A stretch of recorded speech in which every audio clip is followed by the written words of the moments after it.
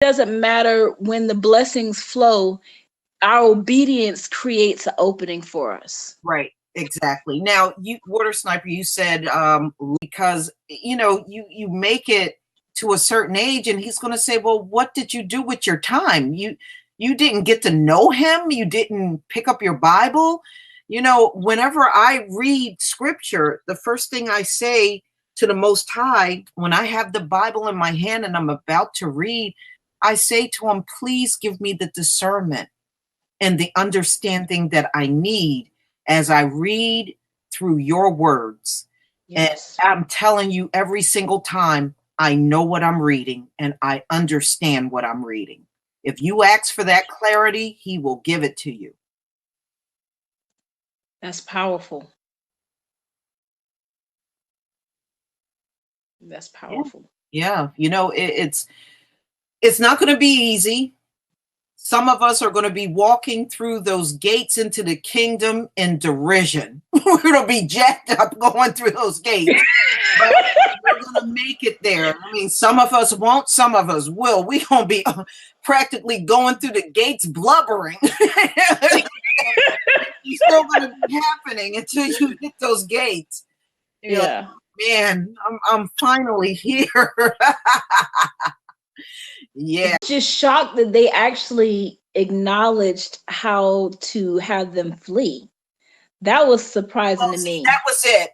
When the archangel Michael came down and gave Solomon that special ring, gave him that special ring, Mhm. that ring that came from the Most High forced the demons to open up and talk to Solomon. They had no choice. They had to talk to him and tell them who they were, and tell them who they were, what kind of evil they possessed, and which angel they fled from. He made them open up and tell them. So they couldn't stand before him and refuse at all. Wow.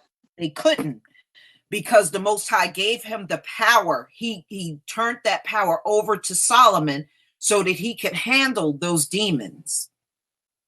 He could handle those demons. He was in full control of them. And you notice not one of the 72 demons jumped on Solomon and tried to attack him. They I couldn't. noticed that. He was in full control of them. And that's showing all of us that when they come in, but yes, so just listen to it. When you think you're going to be weakened by the demons, you'll feel more empowered because of what Solomon is showing us. He didn't flinch when he was dealing with those demons, and he didn't raise his voice at them. He didn't have to do it. That was powerful. The Most High, through that ring, gave him the body armor he needed to protect himself against any attacks from them, and he had them right in his face, and they had to manifest themselves. So when Solomon was actually looking at a form when he was addressing these 72 demons. He was looking at the actual demons, and that's something that we don't get to see, but Solomon got to see them. That's You're right. The angel was headless and armless, or some of them were females. He could physically see what they were. I don't think I would want to see. Yeah, but he was not in fear of anything. Remember, the archangel Michael was there. So he was not in any fear of any demons coming on to him. Yeah. So everybody, this was a great hangout. I'm so glad and grateful that Warrior Constant Speaks came. I'm going to also, let me post a link to your channel. Thank you for having me. I genuinely enjoyed this. This was a blessing. It really was. Oh, absolutely. This was a blessing. And I will definitely have you back so that we can go over different topics, one. And not only that, when I first went through the book of Job, I understood part of it, and then some of it I was having a little problem. So I went back and did it a second time, and I got the whole thing. Oh, wow. Here is her whole link to her website. Make sure you subscribe to this channel. And I have a biblical series, and it goes through a lot of the towns and the villages that our people lived in, and the ruins. I show all of that. And so if you ever get a chance, please go through that playlist. It matches up perfectly with what the Bible says and where I will. I think I listened to a couple. Yeah, it matches up perfectly. Wherever the Bible say the location is, those locations are still there. Those ruins of those towns are still there, including Sodom and Gomorrah. If you never saw that one, pull that one up. And the ruins of Sodom and Gomorrah is still on this earth. Wow. It's incredible. So, the Most High, his words never come back empty. And I love that. Wow. So thank you, everybody, for coming. And we'll definitely have Warrior Constance Speaks back again at another time. Thank you so much, and peace and love to everyone in the chat room. I wasn't looking at the chat, so I'll check it out another time. But thank you so much for having me. This was genuinely a blessing.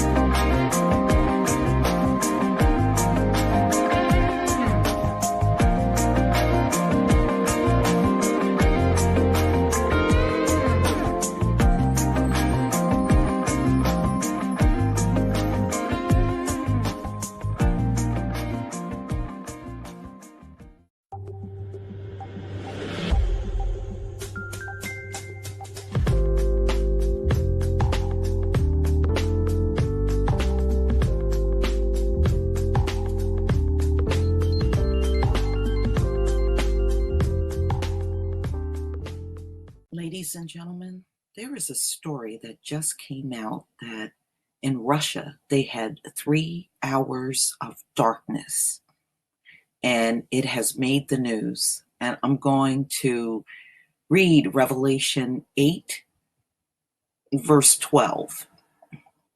And the fourth angel sounded, and the third part of the sun was smitten, and the third part of the moon, and the third part of the stars, so as the third part of them was darkened, and the day shone not for a third part of it, and the night likewise.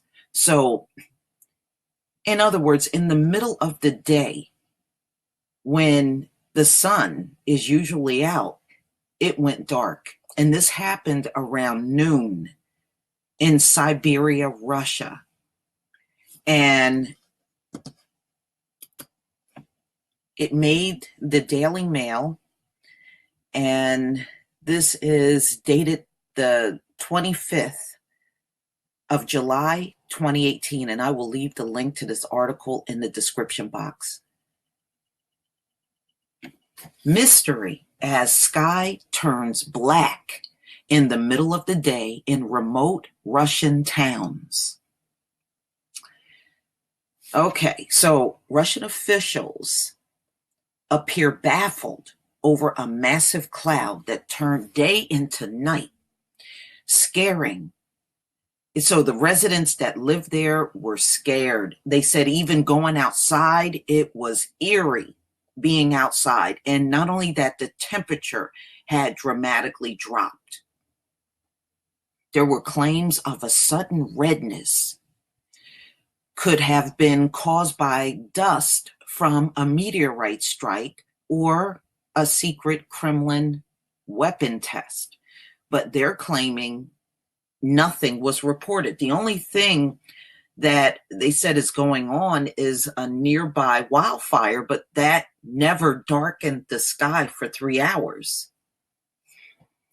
Other explanation for mystified locals are a UFO or unreported eclipse, and they said there was no eclipse yesterday at all anywhere on the earth. The work of the devil or smoke from raging wildfires. All right, so it just got darker and darker. And they said this part of Siberia, actually, they keep daylight 24 hours a day. It's daylight. They don't have a night. So here it is when it got really dark. And they said when they went outside, it was dark. You couldn't drive without having your headlights on. It was really dusty, and they didn't know what was going on. The people actually went into a panic. Moscow defense and meteorologist officials has failed to comment on the cloud of darkness that hit 3 vast, mainly Arctic districts. Yucatan region in the middle of the day. There were no reports of meteorites, eclipses, or weapon tests, let alone sightings of alien spacecrafts. A local resident from the Ivano-Batansky said messages are going around about a light flash registered by the US satellites, followed by increased radioactive levels and unusual activity of the military. We are never going to be told is this was true or false. Some claim it could be some new type of weapon being tested by the Russian military. Another source, this could only be explained by a UFO. Residents reported darkness beginning around 11:30 a.m. and lasted almost 3 hours on Friday. So this was this past Friday. And they said none of these districts have been hit by wildfires that are raging in other Siberian localities. So this is what it looked like, y'all. And they said it is daylight 24 hours a day. It doesn't get dark. And it got dark for 3 hours. And no one in Russia so far could explain why this has happened.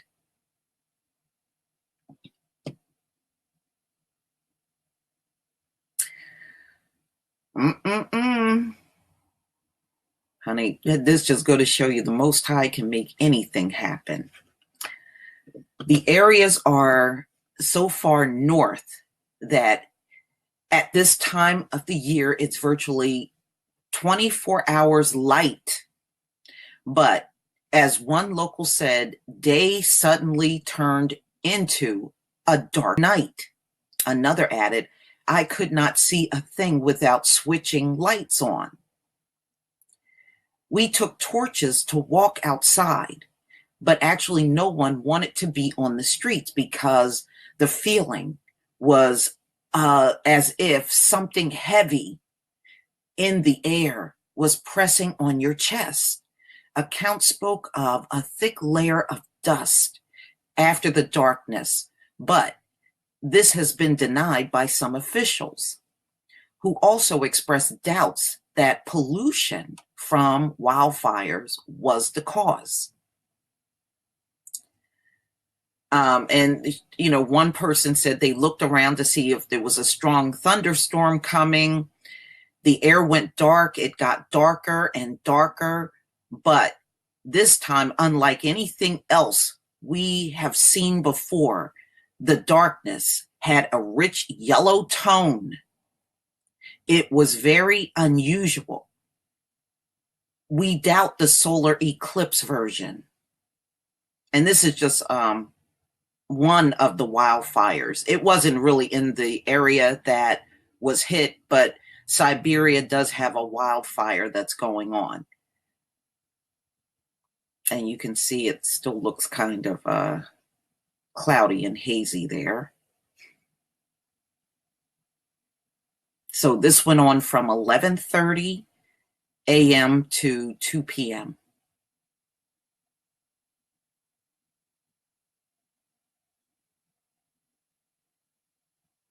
All right. So that's crazy. I will leave the link to this Daily Mail article in the description box, but I also have a video that somebody did. And I want to thank Dinah Israel for sending this.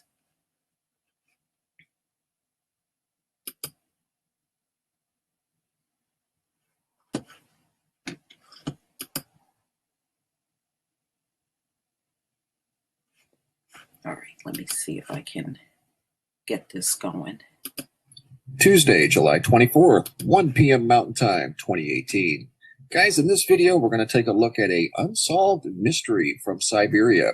We're here at the Watchers.news. We're going to look at this article and an article from the area, the Siberian Times, as the mystery deepens, as nobody can seem to figure out exactly what happened, as Arctic Siberia turns completely dark for a period of 3 hours on July 20th, 2018. The area that we're talking about is right here, just a couple of 100 miles south of Yana Bay, right in this area. And this time of year, it's daylight 24/7. To kind of put things in perspective, it's just inside the Arctic Circle at around the 67-degree north latitude. So that's the area we're talking about. And this time of year, it does stay daylight all the time. But as it turns out, this mysterious event occurred during the lunchtime hours, basically 11:30 to 2 p.m. So it would have been daylight regardless. Story goes on to say many reports came in of this phenomenon. People said they couldn't see a thing without switching their lights on. They took torches outside to walk around, but people really didn't feel comfortable outside, as it was kind of an eerie feeling, people are saying. At first, one person thought they saw a thunderstorm coming in. The air went dark and got darker and darker. And they said, but this time it was unlike anything that they'd ever seen before. Some residents are saying that they saw some sort of a flash of light first. They're considering this a weird phenomenon. Some people thought that maybe it was caused from raging wildfires in other districts, but officials have expressed doubts over this theory. And again, that was just a theory. Nobody really knows. In fact, I think the wildfires would have had to have been exceptionally close to this area to completely block out the sun. You're talking peak solar noon, and it went completely dark. It wasn't like it was evening or early morning. 11:30 to 2 p.m., 12 would be peak solar. Sun is directly overhead. So whatever it was very thick. As you can tell by the pictures, this is a picture here of someone driving with their headlights on. People who live here for many years said they've never witnessed anything like this. The darkness was pitch black. It didn't come at once, but it grew gradually. The sun was gone, and I'm quoting, the sun was gone from 11:30 to 1400. That's 2 p.m. Again, that's right in the middle of solar noon. So the sun would have been directly overhead, but it was, for whatever reasons, pitch dark. Local officials also said there was a sharp drop in the temperature, which reminded me of if you've ever experienced a total solar eclipse, the temperature drops. And some of these pictures, if you look at them closely, it reminds you of a solar eclipse. Like, for instance, maybe that one, or that one's of an area where there are wildfires burning, and that's what the sky looks like. This isn't the area that the day turned to night. But if you look at some of these pictures, you do kind of get the feeling that, okay, it was some sort of an eclipse, but it was not an eclipse, or at least not one that anybody knew of. That one looks like it could be an eclipse. A total solar eclipse does affect the temperature, but that's not what happened here. In fact, nobody really knows what happened here. Some other people are saying there's just all kinds of mixed reports. Some people thought they saw smoke. Some people thought maybe they saw dust. Some people thought maybe they saw a thunderstorm, but it never did rain. They saw clouds. They just simply don't know. But the bottom line is the people that live here, that are used to 24/7 daylight during this time of year, they don't know what they could have possibly seen. They can't explain it. And right now, there is no official explanation for what went on over here. People are very mystified. I mean, they're looking at it from all possible angles, but they cannot come up with a conclusive definition of what really went on over here. There's a picture there, and you can see it is completely dark. So again, this is from right here, northern Siberia, a couple hundred miles south of the East Siberian Sea, Yana Bay, right in here. And it was an area the size of Italy that went black.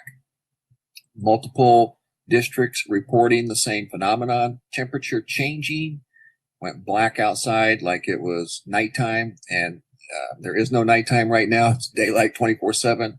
And not only that, it was at solar noon. So the sun should have been directly overhead, but they couldn't see it. Temperature dropped, very strange phenomenon. It almost looks like a solar eclipse. And speaking of eclipses, there will be a lunar eclipse at the end of this week. Don't miss this week's deep red blood moon, the longest lunar eclipse of this century.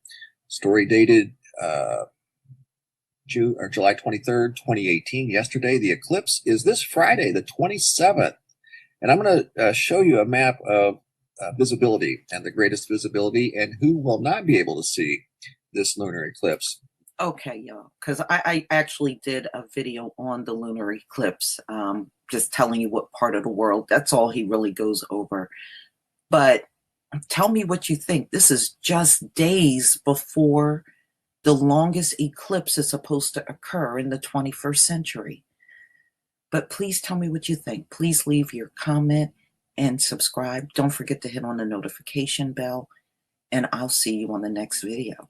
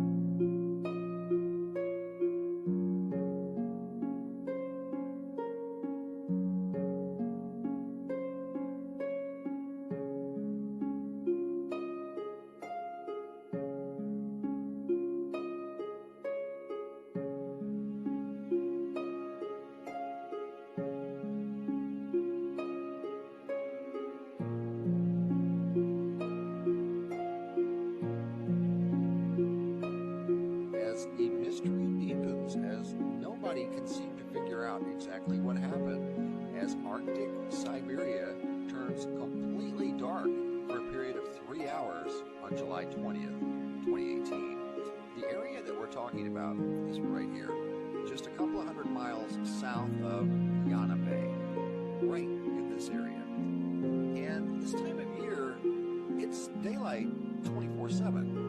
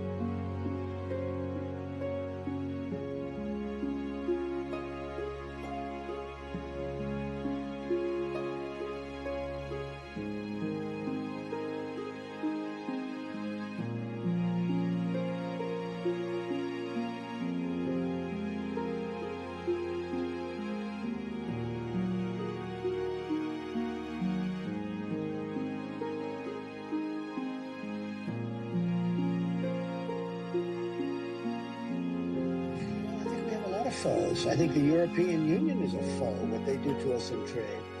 Now, you wouldn't think of the European Union, but they're a foe. Russia's a foe in certain respects. China's a foe economically.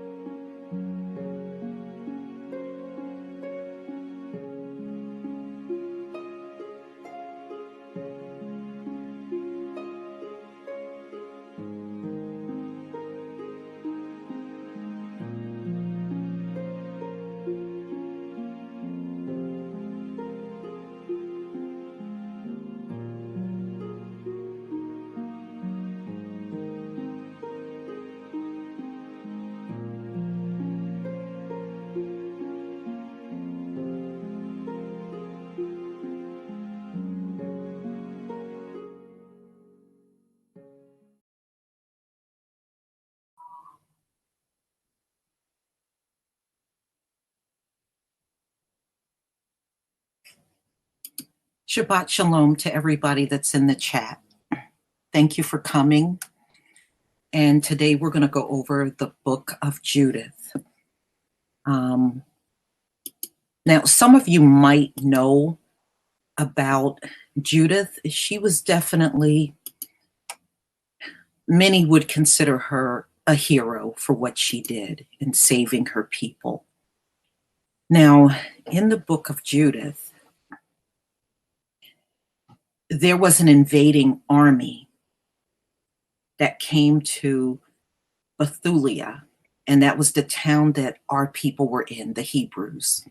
And the Assyrians not only came in to take control of the town, they shut the water off and tried to starve our people out. Well, after being under siege for probably over a month, the town governor and mayor and the magistrates decided to give in to the demands of the Assyrians. And Judith was like, no, we don't surrender to them. We must fight. So Judith actually demanded to see these men that made this decision to surrender. And she had a plan. And Judith, in appearance, was very beautiful. And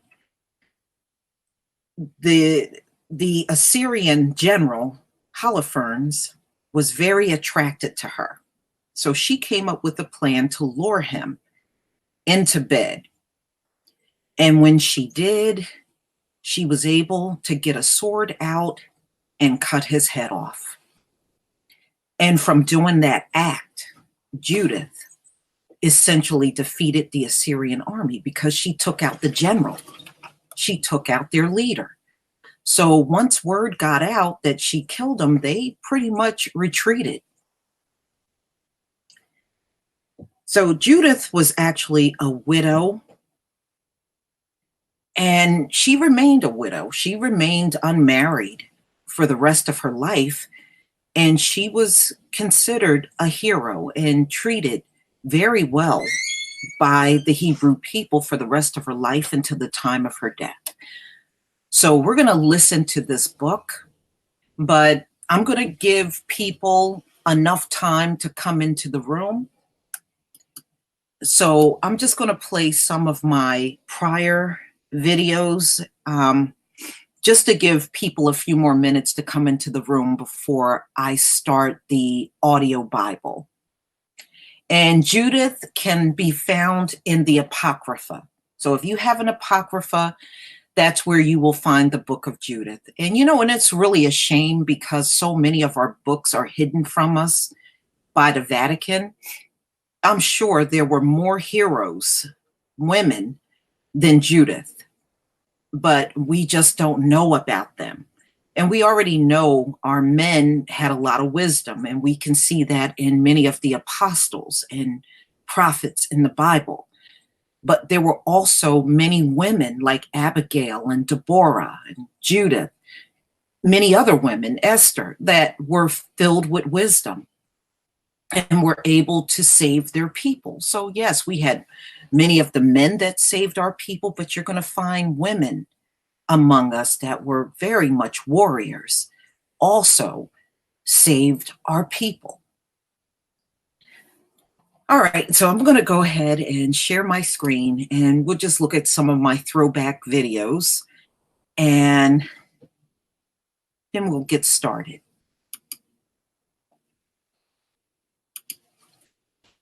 Okay, let me just get that right there. Put that right here. All right.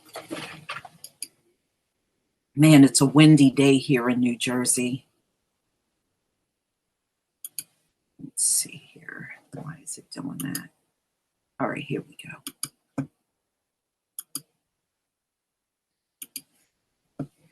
Some of you might have remembered the video I did on King Herod's castle that's still over in ancient Masada. Every time presidents are elected in the United States, they are taken through a tour of the ancient parts of Israel that matches up perfectly with the Bible. This is not shown to the general public for all of the obvious reasons, but these ancient sites are still there. So I'm going to go ahead and play this video. Some of you probably will remember this.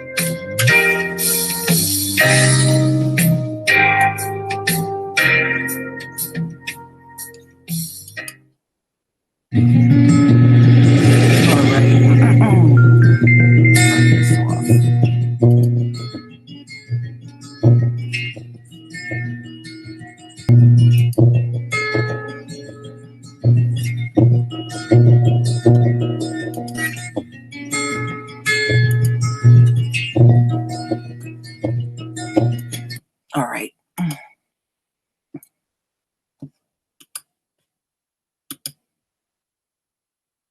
All right, we're going to get started with the audiobook. And let's see here. I just want to make sure you can see this. All right.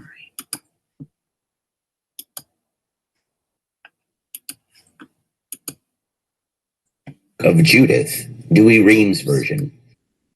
Start all over. The Apocryphal Book of Judith, Dewey Reams version. Recording by Sam Stinson. Chapter 1. Now, Arphaxad, king of the Medes, had brought many nations under his dominions, and he built a very strong city, which he called Ecbatana. Of stones squared and hewed, he made the walls thereof 70 cubits broad, and 30 cubits high, and the towers thereof he made 100 cubits high. But on the square of them each side was extended the space of 20 feet. And he made the gates thereof according to the height of the towers. And he gloried as a mighty one in the force of his army, and in the glory of his chariots.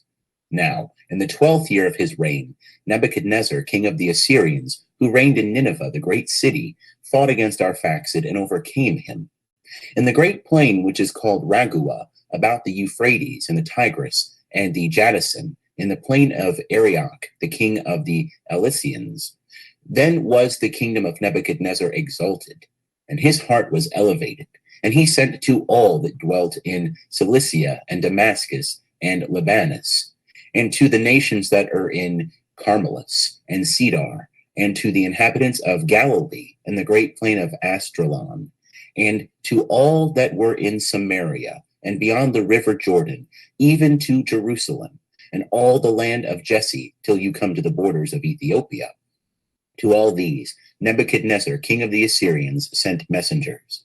But they all with one mind refused, and sent them back empty, and rejected them without honor.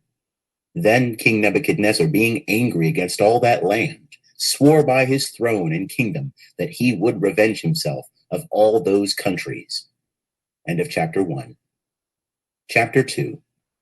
In the 13th year of the reign of Nebuchadnezzar, the 22nd day of the first month, the word was given out in the house of Nebuchadnezzar, king of the Assyrians, that he would revenge himself. And he called all the ancients and all the governors and his officers of war, and communicated to them the secret of his counsel. And he said that his thoughts were to bring all the earth under his empire. And when this saying pleased them all, Nebuchadnezzar the king called Holofernes, the general of his armies, and said to him, Go out against all the kingdoms of the west, and against them especially that despised my commandment. Thy eye shall not spare any kingdom, and all these strong cities thou shalt bring under my yoke. Then Holofernes called the captains and officers of the power of the Assyrians, and he mustered men for the expedition. And the king commanded him 120,000 fighting men on foot, and 12,000 archers, horsemen. And he made all his warlike preparations to go before, with a multitude of innumerable camels, with all provisions sufficient for the armies in abundance, and herds of oxen, and flocks of sheep without number. He appointed corn to be prepared out of all Syria in his passage. But gold and silver he took out of the king's house in great abundance. And he went forth, he and all the army, with the chariots and horsemen and archers, who covered the face of the earth like locusts. And when he had passed through the borders of the Assyrians, he came to the great mountains of Ange, which are on the left of Cilicia, and he went up to all their castles, and took all the strong places. And he took by assault the renowned city of Malothus, and pillaged all the children of Tharsis and the children of Ishmael, who were over against the face of the desert, and on the south of the land of Selon. And he passed over the Euphrates and came into Mesopotamia, and he forced all the stately cities that were there, from the torrent of Mamre till one comes to the sea. And he took the borders thereof, from Cilicia to the coasts of Japheth, which are towards the south. And he carried away all the children of Madian, and stripped them of all their riches, and all that resisted him he slew with the edge of the sword.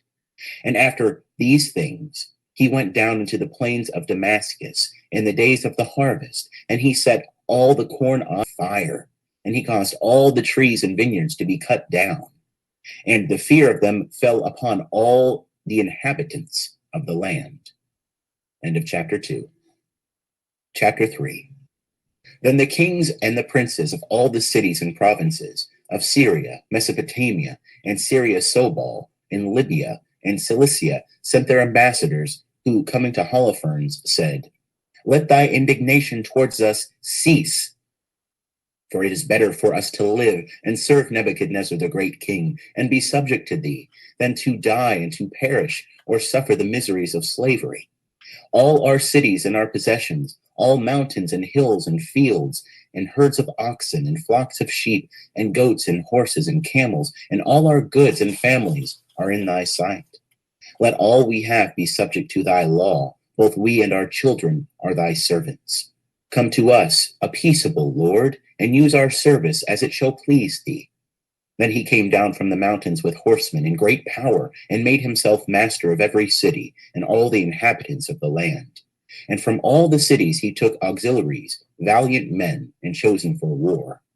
And so great a fear lay upon all those provinces, that the inhabitants of all the cities, both princes and nobles, as well as the people, went out to meet him at his coming, and received him with garlands, and lights, and dances, and timbrels, and flutes.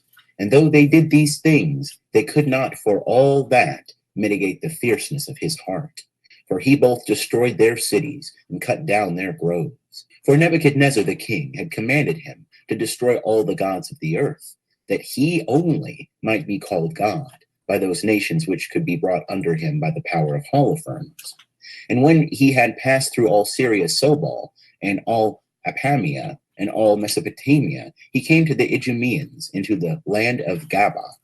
And he took possession of their cities, and stayed there for 30 days, in which days he commanded all the troops of his army to be united. End of chapter 3. Chapter 4. Then the children of Israel, who dwelt in the land of Judah, hearing these things, were exceedingly afraid of him. Dread and horror seized upon their minds, lest he should do the same to Jerusalem and to the temple of the Lord, that he had done to other cities and their temples. And they sent into all Samaria round about, as far as Jericho, and seized upon all the tops of the mountains. And they compassed their towns with walls, and gathered together corn for provision for war. And Eliakim, the priest, wrote to all that were over against Esdrelon, which faceth the great plain near Dothain, and to all by whom there might be a passage of way, that they should take possession of the ascents of the mountains, by which there might be any way to Jerusalem, and should keep watch where the way was narrow between the mountains. And the children of Israel did as the priests of the Lord Eliakim had appointed them. And all the people cried to the Lord with great earnestness, and they humbled their souls in fastings and prayers, both they and their wives. And the priests put on haircloths, and they caused the little children to lie prostrate before the temple of the Lord, and the altar of the Lord they covered with haircloth. And they cried to the Lord, the God of Israel, with one accord, that their children might not be made a prey, and their wives carried off, and their cities destroyed, and their holy things profaned, and that they might not be made a reproach to the Gentiles. Then Eliakim, the high priest of the Lord, went about all Israel and spoke to them, saying, Know ye that the Lord will hear your prayers, if you continue with perseverance in fastings and prayers in the sight of the Lord. Remember Moses, the servant of the Lord, overcame Amalek, that trusted in his own strength and in his power, and in his army, and in his shields, and in his chariots, and in his horsemen, not by fighting with the sword, but by holy prayers. So all the enemies of Israel be, if you persevere in this work which you have begun. So they, being moved by this exhortation of his, prayed to the Lord, and continued in the sight of the Lord. So that even they who offered the holocausts to the Lord offered the sacrifices to the Lord girded with haircloths and with ashes upon their head. And they all begged of God with all their heart that he would visit his people Israel. End of chapter 4. Chapter 5. And it was told Holofernes, the general of the army of the Assyrians, that the children of Israel prepared themselves to resist, and had shut up the ways of the mountains. And he was transported with exceeding great fury and indignation. And he called all the princes of Moab and the leaders of Ammon. And he said to them, Tell me, what is this people that besetteth the mountains? Or what are their cities? And of what sort and how great? Also, what is their power? Or what is their multitude? Or who is the king over their warfare? And why they, above all that dwelt in the east, have despised us, and have not come out to meet us, that they might receive us with peace? Then Achior, captain of all the children of Ammon, answering said, If thou vouchsafe, my lord, to hear, I will tell the truth in thy sight concerning this people that dwelleth in the mountains, and there shall not a false word come out of my mouth. This people is of the offspring of the Chaldeans. They dwelt first in Mesopotamia, because they would not follow the gods of their fathers, who were in the land of the Chaldeans. Wherefore, forsaking the ceremonies of their fathers, which consisted in the worship of many gods, they worshipped one God of heaven, who also commanded them to depart from thence, and to dwell in Canaan. And when there was a famine over all the land, they went down into Egypt, and there for 400 years were so multiplied that the army of them could not be numbered. And when the king of Egypt oppressed them and made slaves of them to labor in clay and brick in the building of his cities, they cried to their Lord, and he struck the whole land of Egypt with diverse plagues. And when the Egyptians had cast them out from them, and the plague had ceased from them, and they had a mind to take them again and bring them back to their service, the God of heaven opened the sea to them in their flight, so that the waters were made to stand firm as a wall on either side. And they walked through the bottom of the sea and passed it dry foot. And when an innumerable army of the Egyptians pursued after them in that place, they were so overwhelmed with the waters that there was not one left to tell what had happened to posterity. After they came out of the Red Sea, they abode in the deserts of Mount Sinai, in which never man could dwell, or son of man rested. There bitter fountains were made sweet for them to drink, and for 40 years they received food from heaven. Wheresoever they went in without bow and arrow, and without shield and sword, their God fought for them and overcame. And there was no one that triumphed over this people, but when they departed from the worship of the Lord their God. But as often as beside their own God they worshipped any other, they were given to spoil and to the sword and to reproach. And as often as they were penitent for having revolted from the worship of their God, the God of heaven gave them power to resist. So they overthrew the king of the Canaanites, and of the Jebusites, and of the Pharisaites, and of the Hethites, and of the Hephites, and of the Amorites, and all the mighty ones in Hezebon, and they possessed their lands and their cities. And as long as they sinned not in the sight of their God, it was well with them, for their God hateth iniquity.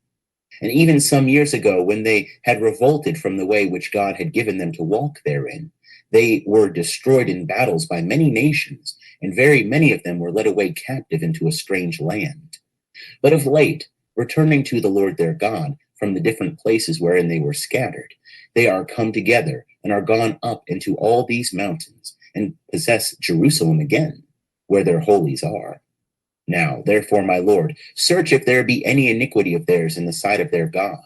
Let us go up to them, because their God will surely deliver them to thee, and they shall be brought under the yoke of thy power.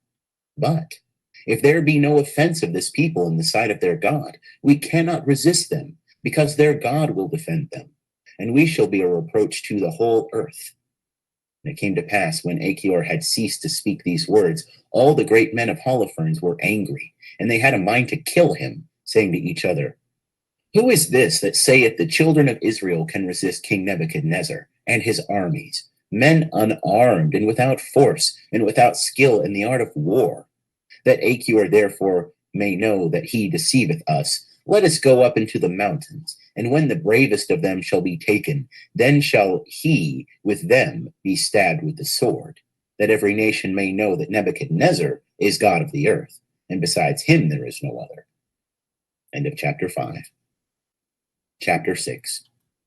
And it came to pass, when they had left off speaking, that Holofernes, being in a violent passion, said to Achior, "Because thou hast prophesied unto us, saying that the nation of Israel is defended by their God, to show thee that there is no God but Nebuchadnezzar, when we shall slay them all as one man, then thou also shalt die with them by the sword of the Assyrians, and all Israel shall perish with thee. And thou shalt find that Nebuchadnezzar is Lord of the whole earth, and then the sword of my soldiers shall pass through thy sides, and thou shalt be stabbed and fall among the wounded of Israel, and thou shalt breathe no more till thou be destroyed with them. But if thou think thy prophecy true, let not thy countenance sink, and let the paleness that is in thy face depart from thee. If thou imaginest these my words cannot be accomplished, and that thou mayest know that thou shalt experience these things together with them, behold, from this hour thou shalt be associated to their people, that when they shall receive the punishment they deserve from my sword, thou mayest fall under the same vengeance." Then Holofernes commanded his servants to take Achior and to lead him to Bethulia and to deliver him into the hands of the children of Israel. And the servants of Holofernes, taking him, went through the plains. But when they came near the mountains, the slingers came out against them. Then, turning out of the way by the side of the mountain, they tied Achior to a tree, hand and foot, and so left him bound with ropes, and returned to their master. And the children of Israel, coming down from Bethulia, came to him, and loosing him, they brought him to Bethulia, and setting him in the midst of the people, asked him what was the matter that the Assyrians had left him bound. In those days the rulers there were Ozias the son of Micah, of the tribe of Simeon, and Carmi, called also Gothaniel. And Achior related in the midst of the ancients and in the presence of all the people all that he had said, being asked by Holofernes, and how the people of Holofernes would have killed him for this word, and how Holofernes himself, being angry, had commanded him to be delivered for this cause to the Israelites, that when he should overcome the children of Israel, then he might command Achior also himself to be put to death by diverse torments, for having said, "The God of heaven is their defender." And when Achior had declared all these things, all the people fell upon their faces, adoring the Lord, and all of them together mourning and weeping, poured out their prayers with one accord to the Lord, saying, "O Lord God of heaven and earth, behold their pride, and look on our low condition, and have regard to the face of thy saints, and show that thou forsakest not them that trust on thee, and that thou humblest them that presume of themselves, and glory in their own strength." So when their weeping was ended, and the people's prayer, in which they continued all the day, was concluded, they comforted Achior, saying, "The God of our fathers, whose power thou hast set forth, will make this return to thee, that thou rather shalt see their destruction. And when the Lord our God shall give this liberty to his servants, let God be with thee also in the midst of us, that as it shall please thee, so thou with all thine mayest converse with us." Then Ozias, after the assembly was broken up, received him into his house, and made him a great supper. And all the ancients were invited, and they refreshed themselves together after their fast was over. And afterwards all the people were called together, and they prayed all the night long within the church, desiring help of the God of Israel. End of chapter 6. Chapter 7. But Holofernes on the next day gave orders to his army to go up against Bethulia. Now there were in his troops 120,000 footmen, and 22,000 horsemen, besides the preparations of those men who had been taken, and who had been brought away out of the provinces and cities of all the youth. All these prepared themselves together to fight against the children of Israel. And they came by the hillside to the top, which looketh toward Dothim, from the place which is called Belma, unto Kelaman, which is over against Esdraelon. But the children of Israel, when they saw the multitude of them, prostrated themselves upon the ground, putting ashes upon their heads, praying with one accord that the God of Israel would show his mercy upon his people.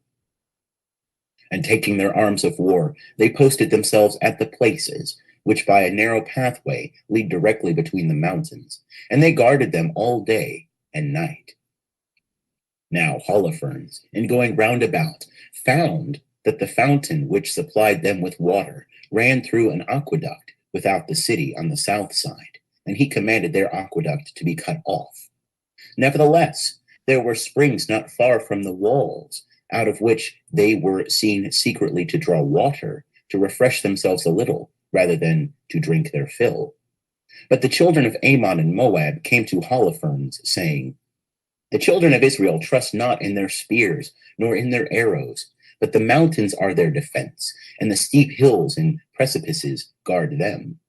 Wherefore, that thou mayest overcome them without joining battle, set guards at the springs, that they may not draw water out of them, and thou shalt destroy them without sword, or at least being wearied out, they will yield up their city, which they suppose, because it is situate in the mountains, to be impregnable. And these words pleased Holofernes and his officers, and he placed all round about 100 men at every spring. And when they had kept this watch for full 20 days, the cisterns and the reserve of water failed among all the inhabitants of Bethulia, so that there was not within the city enough to satisfy them, no, not for one day, for water was daily given out to the people by measure. Then all the men and women, young men and children, gathering themselves together to Osius, all together with one voice, said, God be judge between us and thee, for thou hast done evil against us, and that thou wouldst not speak peaceably with the Assyrians. And for this cause God hath sold us into their hands. And therefore there is no one to help us, while we are cast down before their eyes in thirst and sad destruction. And now assemble ye all that are in the city, that we may of our own accord yield ourselves all up to the people of Holofernes. For it is better that being captives we should live and bless the Lord, than that we should die and be a reproach to all flesh, after we have seen our wives and our infants die before our eyes. We call to witness this day heaven and earth, and the God of our fathers, who taketh vengeance upon us according to our sins, conjuring you to deliver now the city into the hand of the army of Holofernes, that our end may be short by the edge of the sword, which is made longer by the drought of thirst.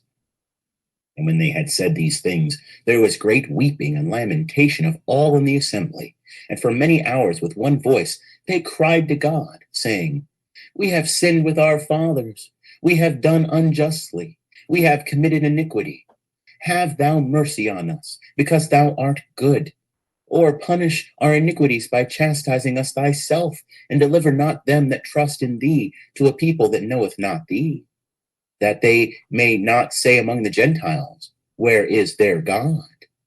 And when being wearied with these cries and tired with these weepings, they held their peace. Osius, rising up all in tears, said, Be of good courage, my brethren, and let us wait these 5 days for mercy from the Lord. For perhaps he will put a stop to his indignation, and will give glory to his own name. But if after 5 days be past, there come no aid, we will do the things which you have spoken. End of chapter 7. Chapter 8. Now it came to pass, when Judith, a widow, had heard these words, who was the daughter of Merari, the son of Idox, the son of Joseph, the son of Ozias, the son of Eli, the son of Jamnor, the son of Gideon, the son of Raphaim, the son of Achitab, the son of Melchias, the son of Enan, the son of Nathanias, the son of Salathiel, the son of Simeon, the son of Reuben. And her husband was Manasses, who died in the time of the barley harvest. For he was standing over them that bound sheaves in the field, and the heat came upon his head, and he died in Bethulia his own city, and was buried there with his fathers. And Judith His relict was a widow now 3 years and 6 months, and she made herself a private chamber in the upper parts of her house, in which she abode shut up with her maids. And she wore haircloth upon her loins, and fasted all the days of her life, except the Sabbaths and new moons, and the feasts of the house of Israel. And she was exceedingly beautiful, and her husband left her great riches, and very many servants, and large possessions of herds of oxen and flocks of sheep. And she was greatly renowned among all, because she feared the Lord very much, neither was there any one that spoke an ill word of her. When therefore she had heard that Ozias had promised that he would deliver up the city after the 5th day, she sent to the ancients Cabri and Carmi, and they came to her. And she said to them, What is this word by which Ozias hath consented to give up the city to the Assyrians, if within 5 days there come no aid to us? And who are you that tempt the Lord? This is not a word that may draw down mercy, but rather that may stir up wrath and enkindle indignation. You have set a time for the mercy of the Lord, and you have appointed him a day according to your pleasure. But forasmuch as the Lord is patient, let us be penitent for this same thing, and with many tears let us beg his pardon. For God will not threaten like man, nor be inflamed to anger like the Son of Man. And therefore let us humble our souls before him, and continuing in an humble spirit in his service, let us ask the Lord with tears that according to his will, so he would show his mercy to us, that as our heart is troubled by their pride, so also we may glorify in our humility. For we have not followed the sins of our fathers, who forsook their God and worshipped strange gods, for which crime they were given up to their enemies, to the sword and to pillage and to confusion. But we know no other God but him. Let us humbly wait for his consolation, and the Lord our God will require our blood of the afflictions of our enemies. And he will humble all the nations that shall rise up against us, and bring them to disgrace. And now, brethren, as you are the ancients among the people of God, and their very soul resteth upon you, comfort their hearts by your speech, that they may be mindful how our fathers were tempted, that they might be proved whether they worshipped their God truly. They must remember how our father Abraham was tempted, and being proved by many tribulations, was made the friend of God. So Isaac, so Jacob, so Moses, and all that have pleased God, passed through many tribulations, remaining faithful. But they that did not receive the trials with the fear of the Lord, but uttered their impatience, and the reproach of their murmuring against the Lord, were destroyed by the destroyer, and perished by serpents. As for us, therefore, let us not revenge ourselves for these things which we suffer, but esteeming these very punishments to be less than our sins deserve, let us believe that these scourges of the Lord, with which, like servants, we are chastised, have happened for our amendment, and not for our destruction. And Ozias and the ancients said to her, All things which thou hast spoken are true, and there is nothing to be reprehended in thy words. Now therefore pray for us, for thou art a holy woman, and one fearing God. And Judith said to them, As you know, that what I have been able to say is of God, so that which I intend to do, prove ye if it be of God, and pray that God may strengthen my design. You shall stand at the gate this night, and I will go out with my maidservant, and pray ye that as you have said, in 5 days the Lord may look down upon his people Israel. But I desire that you search not into what I am doing. Until I bring you word, let nothing else be done but to pray for me to the Lord our God. And Ozias, the prince of Judah, said to her, Go in peace, and the Lord be with thee, to take revenge of our enemies. So returning, they departed. End of chapter 8. Chapter 9. And when they were gone, Judith went into her oratory, and putting on haircloth, laid ashes on her head, and falling down prostrate before the Lord, she cried to the Lord, saying, Lord God of my father Simeon, who gavest him a sword to execute vengeance against strangers who had defiled by their uncleanness, and uncovered the virgin unto confusion. and who gavest their wives to be made a prey, and their daughters into captivity, and all their spoils to be divided to the servants who were zealous with thy zeal. Assist, I beseech thee, O Lord God, me, a widow. For thou hast done the things of old, and hast devised one thing after another, and what thou hast designed hath been done. For all thy ways are prepared, and in thy providence thou hast placed thy judgments. Look upon the camp of the Assyrians now, as thou wast pleased to look upon the camp of the Egyptians, when they pursued armed after thy servants, trusting in their chariots, and in their horsemen, and in a multitude of warriors. That thou lookest over their camp, and darkness wearied them. The deep held their feet, and the waters overwhelmed them. So may it be with these also, O Lord, who trust in their multitude, and in their chariots, and in their pikes, and in their shields, and in their arrows, and glory in their spears, and know not that thou art our God, who destroyest wars from the beginning, and the Lord is thy name. Lift up thy arm as from the beginning, and crush their power with thy power. Let their power fall in their wrath, who promise themselves to violate thy sanctuary, and defile the dwelling place of thy name, and to beat down with their sword the horn of thy altar. Bring to pass, O Lord, that his pride may be cut off with his own sword. Let him be caught in the net of his own eyes in my regard, and do thou strike him by the graces of the words of my lips. Give me constancy in mind, that I may despise him, and fortitude that I may overthrow him. For this will be a glorious monument for thy name, when he shall fall by the hand of a woman. For thy power, O Lord, is not in a multitude, nor is thy pleasure in the strength of horses, nor from the beginning have the proud been acceptable to thee. But the prayer of the humble and the meek hath always pleased thee. O God of the heavens, creator of the waters, and Lord of the whole creation, hear me, a poor wretch, making supplication to thee, and presuming of thy mercy. Remember, O Lord, thy covenant, and put thou words in my mouth, and strengthen the resolution in my heart, that thy house may continue in thy holiness. And all nations may acknowledge that thou art God, and there is no other besides thee. End of chapter 9. Chapter 10. And it came to pass, when she had ceased to cry to the Lord, that she rose from the place wherein she lay prostrate before the Lord. And she called her maid, and going down into her house, she took off her haircloth, and put away the garments of her widowhood.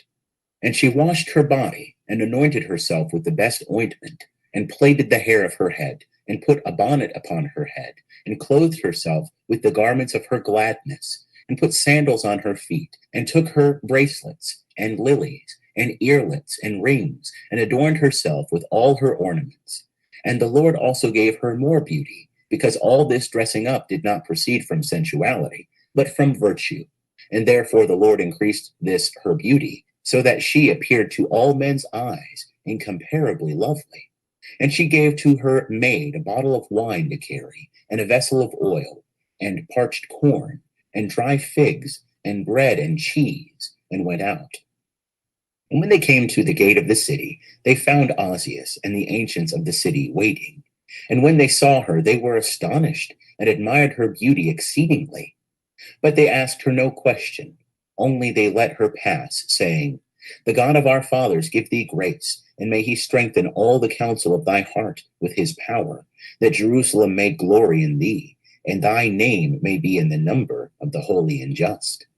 And they that were there said, all with one voice, So be it, so be it. But Judith, praying to the Lord, passed through the gates, she and her maid. And it came to pass, when she went down the hill about break of day, that the watchmen of the Assyrians met her, and stopped her, saying, Whence comest thou, or whither goest thou? And she answered, I am a daughter of the Hebrews, and I am fled from them, because I knew they would be made a prey to you, because they despised you, and would not of their own accord yield themselves, that they might find mercy in your sight.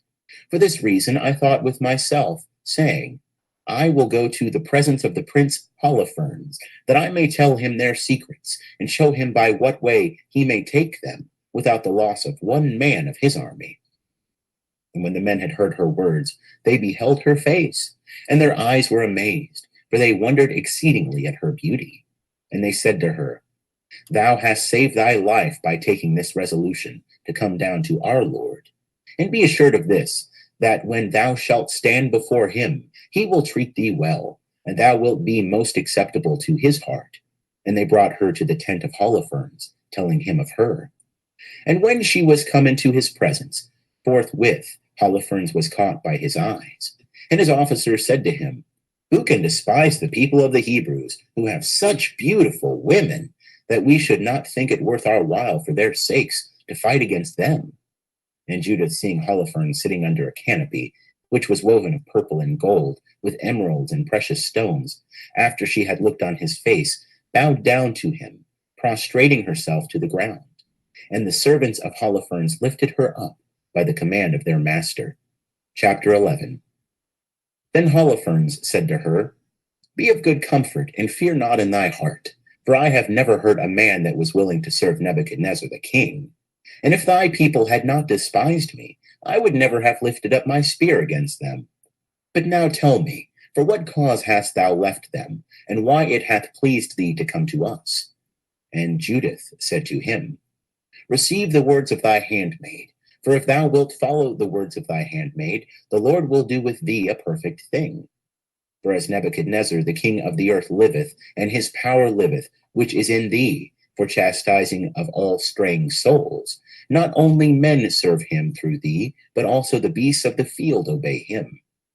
For the industry of thy mind is spoken of among all nations, and it is told through the whole world that thou only art excellent and mighty in all his kingdom, and thy discipline is cried up in all provinces. It is known also what Achior said, nor are we ignorant of what thou hast commanded to be done to him. For it is certain that our God is so offended with sins that he hath sent word by his prophets to the people that he will deliver them up for their sins. And because the children of Israel know they have offended their God, thy dread is upon them. Moreover, also, a famine hath come upon them, and for drought of water they are already to be counted among the dead. And they have a design even to kill their cattle and to drink the blood of them. And the consecrated things of the Lord their God, which God forbade them to touch, and corn, wine, and oil, these have they purposed to make use of. And they design to consume the things which they ought not to touch with their hands. Therefore, because they do these things, it is certain they will be given up to destruction. And I, thy handmaid, knowing this, am fled from them. And the Lord hath sent me to tell thee these very things. For I, thy handmaid, worship God, even now that I am with thee. And thy handmaid will go out, and I will pray to God. And he will tell me when he will repay them for their sins. And I will come and tell thee, so that I may bring thee through the midst of Jerusalem, and thou shalt have all the people of Israel as sheep that have no shepherd. And there shall not so much as one dog bark against thee, because these things are told me by the providence of God. And because God is angry with them, I am sent to tell these very things to thee. And all these words pleased Holofernes and his servants, and they admired her wisdom. And they said one to another, There is not such another woman upon earth in look, in beauty, and in sense of words. And Holofernes said to her, God hath done well who sent thee before the people, that thou mightest give them into our hands. And because thy promise is good, if thy God shall do this for me, he shall also be my God, and thou shalt be great in the house of Nebuchadnezzar, and thy name shall be renowned through all the earth. End of chapter 11. Chapter 12. Then he ordered that she should go in where his treasures were laid up, and bade her tarry there. And he appointed what should be given her from his own table. And Judith answered him and said, Now I cannot eat of these things which thou commandest to be given me, lest sin come upon me. But I will eat of the things which I have brought. And Holofernes said to her, If these things which thou hast brought with thee fail thee, what shall we do for thee? And Judith said, As thy soul liveth, my lord, thy handmaid shall not spend all these things till God do by my hand that which I have purposed. And his servants brought her into the tent which he had commanded. And when she was going in, she desired that she might have liberty to go out at night and before day to prayer and to beseech the Lord. And he commanded that she might go out and in to adore her God as she pleased for 3 days. And she went out in the nights into the valley of Bethulia and washed herself in a fountain of water. And as she came up, she prayed to the Lord, the God of Israel, that he would direct her way to the deliverance of his people. And going in, she remained pure in the tent until she took her own meat in the evening. And it came to pass on the 4th day that Holofernes made a supper for his servants and said to Vago, his eunuch, "Go and persuade that Hebrew woman to consent of her own accord to dwell with me. For it is looked upon as shameful among the Assyrians if a woman mock a man by doing so as to pass free from him." Then Vago went in to Judith and said, "Let not my good maid be afraid to go in to my lord, that she may be honored before his face, that she may eat with him and drink wine and be merry." And Judith answered him, "Who am I that I should gainsay my lord? All that shall be good and best before his eyes, I will do, and whatsoever shall please him, that shall be best to me all the days of my life." And she arose and dressed herself out with her garments, and going in, she stood before his face. And the heart of Holofernes was smitten, for he was burning with the desire of her. And Holofernes said to her, "Drink now, and sit down and be merry, for thou hast found favor before me." And Judith said, "I will drink, my lord, because my life is magnified this day above all my days. Because my life is magnified this day above all my days."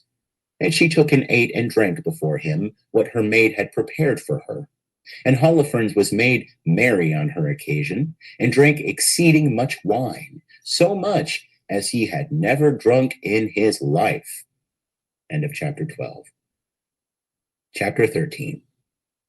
And when it was grown late, his servants made haste to their lodgings, and Vago shut the chamber doors and went his way. And they were all overcharged with wine. And Judith was alone in the chamber. But Holofernes lay on his bed, fast asleep, being exceedingly drunk.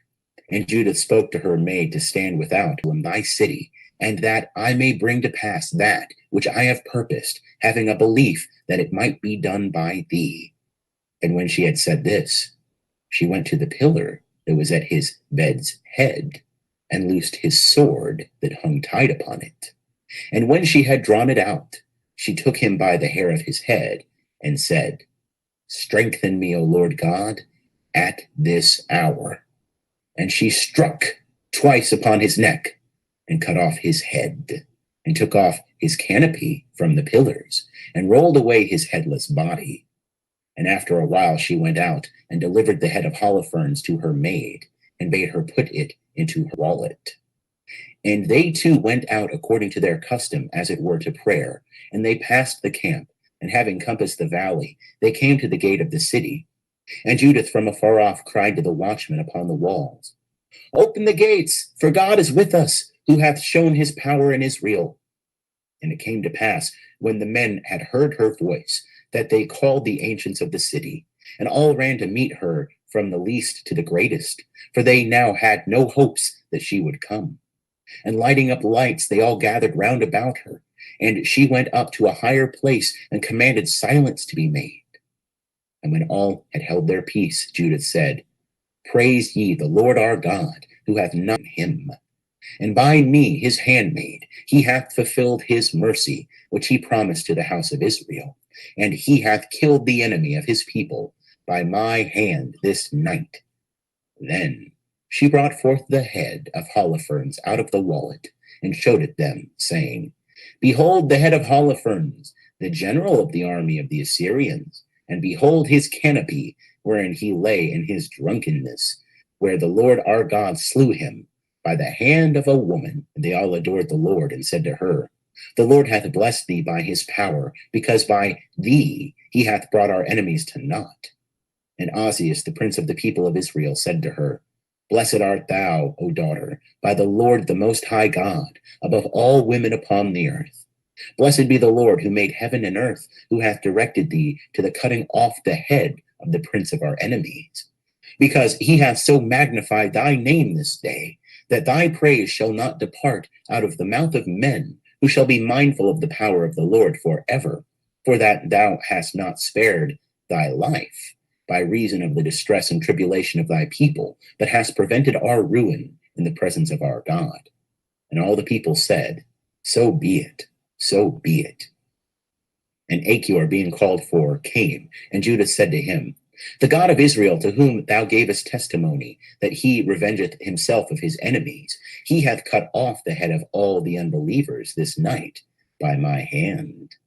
And that thou mayest find that it is so, behold, the head of Holofernes, who in the contempt of his pride despised the God of Israel, and threatened them with death, saying, When the people of Israel shall be taken, I will command thy sides to be pierced with a sword. Then Achior, seeing the head of Holofernes, being seized with a great fear, he fell on his face upon the earth, and his soul swooned away. But after he had recovered his spirits, he fell down at her feet, and reverenced her, and said, Blessed art thou by thy God in every tabernacle of Jacob, for in every nation which shall hear thy name, the God of Israel shall be magnified on occasion of thee. End of chapter 13. Chapter 14.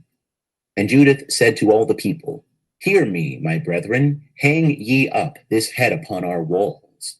And as soon as the sun shall rise, let every man take his arms, and rush ye out, not as going down beneath, but as making an assault.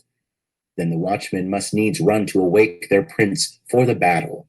Then Achior, seeing the power that the God of Israel had wrought, leaving the religion of the Gentiles, he believed God, and circumcised the flesh of his foreskin, and was joined to the people of Israel, with all the succession of his kindred, until this present day.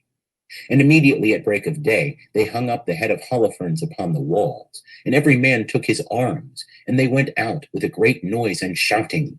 And the watchmen, seeing this, ran to the tent of Holofernes. And they that were in the tent came, and made a noise before the door of the chamber to awake him, endeavoring by art to break his rest, that Holofernes might awake, not by their calling him, but by their noise. For no man durst knock or open and go into the chamber of the general of the Assyrians. But when his captains and tribunes were come, and all the chiefs of the army of the king of the Assyrians, they said to the chamberlains, Go in and awake him, for the mice coming out of their holes have presumed to challenge us to fight.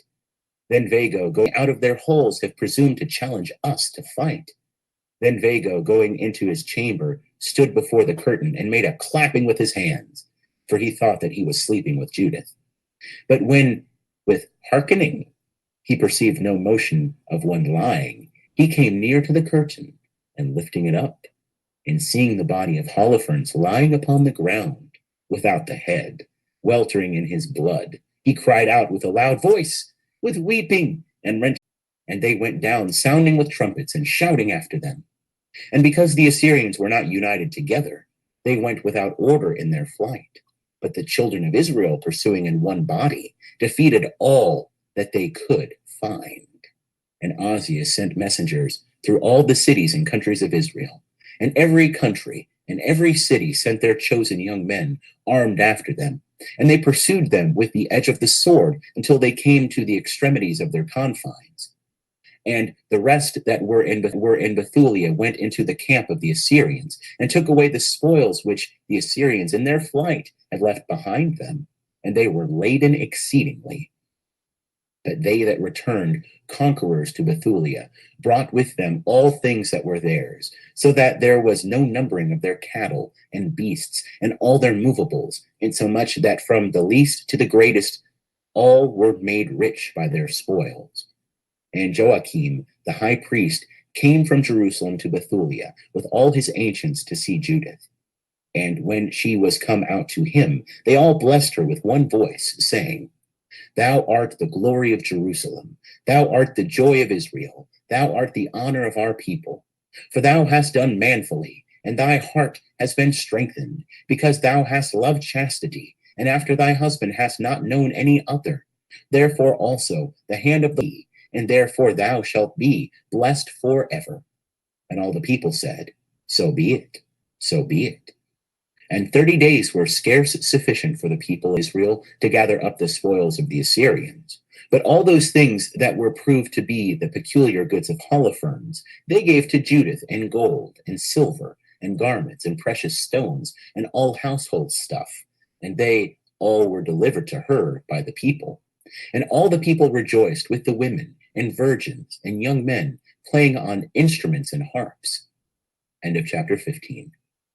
Chapter 16. Then Judith sung this canticile to the Lord, saying, to deliver us from the hand of all our enemies. The Assyrian came out of the mountains from the north in the multitude of his strength. His multitude stopped up the torrents, and their horses covered the valleys. He bragged that he would set my borders on fire and kill my young men with the sword, to make my infants a prey and my virgins captives. But the Almighty Lord hath struck him, and hath delivered him into the hands of a woman, and hath slain him. For their mighty one did not fall by young men, neither did the sons of Titan strike him, nor tall giants oppose themselves to him. But Judith, the daughter of Merari, weakened him with the beauty of her face. For she put off her the garments of widowhood, and put on her the garments of joy, to give joy to the children of Israel. She anointed her face with ointment, and bound up her locks with a crown. She took a new robe to deceive him. Her sandals ravished his eyes. Her beauty made his soul her captive. With the sword, she cut off his head. The Persians quaked at her constancy, and the Medes at her boldness. Then the camp of the Assyrians howled when my lowly ones appeared, parched with thirst. The sons of the damsels have pierced them through, and they have killed them like children fleeing away. They perished in battle before the face of the Lord my God. Let us sing a hymn to the Lord. Let us sing a new hymn to our God. O Adonai, Lord, great art thou, and glorious in thy power, and no one can overcome thee. Let all thy creatures serve thee, because thou hast spoken, and they were made. Thou didst send forth thy spirit, and they were created, and there is no one that can resist thy voice. The mountains shall be moved from the foundations. They offered holocausts and vows and their promises. And Judith offered for an anathema of oblivion all the arms of Holofernes which the people gave her, and the canopy that she had taken away out of his chamber. And the people were joyful in the sight of the sanctuary, and for 3 months the joy of this victory was celebrated with Judith. And after those days, every man returned to his house, and Judith was made great in Bethulia, and she was most renowned in all the land of Israel. And chastity was joined to her virtue, so that she knew no man all the days of her life after the death of Manasseh her husband. And on festival days she came forth with great glory, and she abode in her husband's house 105 years, and made her handmaid free. And she died, and was buried with her husband in Bethulia. And all the people mourned for 7 days. And all the time of her life there was none that troubled Israel, nor many years after her death. But the day of the festivity of this victory is received by the Hebrews in the number of holy days, and is religiously observed by the Jews from that time until this day. End of chapter 16, and also the end of Judith.